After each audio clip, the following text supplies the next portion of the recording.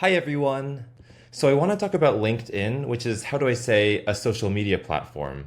But it's specifically geared towards people trying to find a job. There's this subreddit called r/LinkedIn Lunatics, which sort of summarizes my confusion with the way people behave on this website. Basically, it's a whole bunch of people who glorify the corporate grind above all else. You know, saying how proud they are that they woke up at 4 a.m. every day and hustled for 10 years working 16-hour days to eventually have millions of dollars, and investments in cool stocks and whatever. Now, I don't want this video to just be me reading through the funniest posts on that subreddit, because I'm not a reaction channel. And I'm aware a lot of the posts on there are just satire anyway, so don't take it too seriously. But I do want to explain why LinkedIn culture unsettles me so much. Basically, I feel like there was such a big tone shift from being a senior in an ordinary high school in 2015 to a college freshman at Stanford in 2016 that I just could not acclimatize to. Seemingly overnight, it felt like my peers shifted from just chillin' through the whimsy of teenage life, like giggling as we speedran the mobile game 2048 just for the fun of it, to people who had this obsession with Silicon Valley, wanting to disrupt industries by making the next Facebook, they always failed,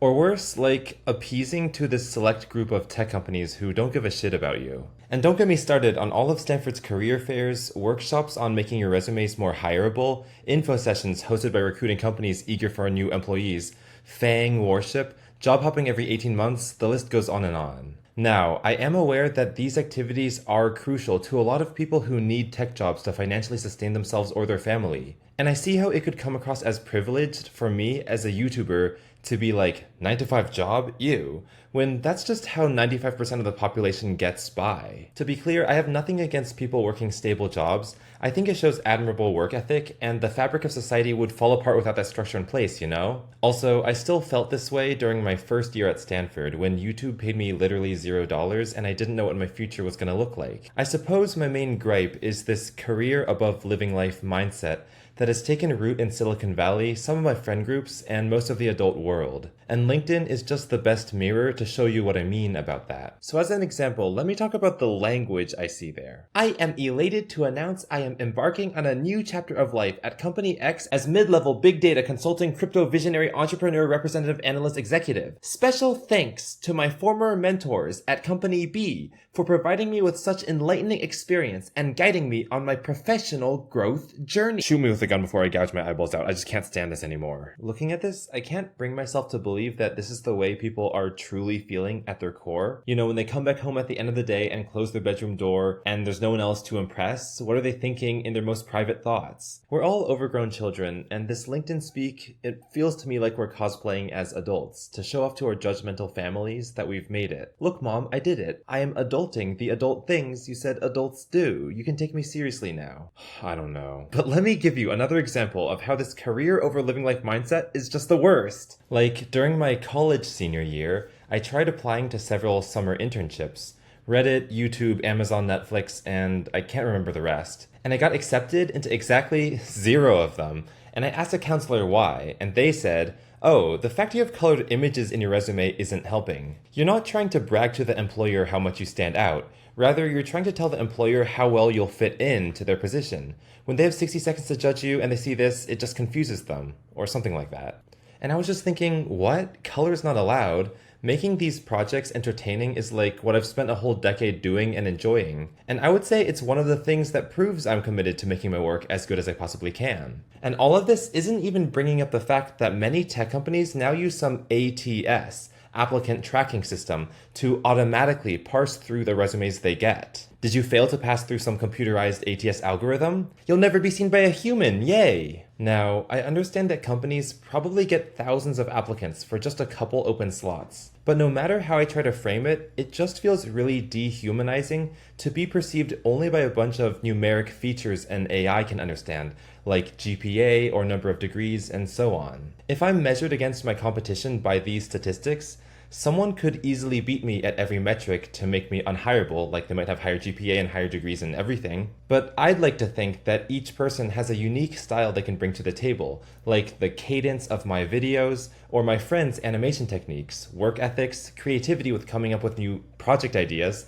tenacity to reach out to other people to collab with, and so on. These are all immeasurable traits in my opinion. If I were to sell my YouTube channels, do you think the software engineer one spot above me on the hireable resume leaderboard could replicate what I do well enough that my audience would stick around? I don't want to sound too self-absorbed, but I don't think a switch like that would go over well. And I firmly believe that almost all level-headed people have some skill set that is equally as unique. So what the hell are we doing with this AI arbitrator? I personally know people who have done white fonting, which is that silly trick where you put impressive fake accomplishments like won Nobel Prize, or buzzwordy keywords like machine learning blockchain in white text at the bottom of your resumes so the ATS ranks it high. But no human reviewer notices you lying. First off, yes, they are iconic for doing that, but I just can't believe this is a game we're playing to get hired by a company that, again, doesn't give a shit about you, and won't care about your actual passions or well-being if you, say, get laid off during a market pullback. It just feels like our modern employment world is reduced to bots interacting with bots. It's bots all the way down, and humans being inspired by other humans is becoming rarer and rarer. But anyway, back to LinkedIn. Whenever I see a LinkedIn post of corporate enthusiast number 2000 bragging about how they reached a net worth of $10 million by age 25, and there are dozens of comments from corporate enthusiasts number 3000 to 4000 all saying, "Congratulations, inspiring, and hope to be there one day," I just think to myself, why are these people doing this? It's not fun to scroll through your former high school classmates bragging about what material wealth they've accrued. It either makes you feel jealous, falling behind, or apathetic.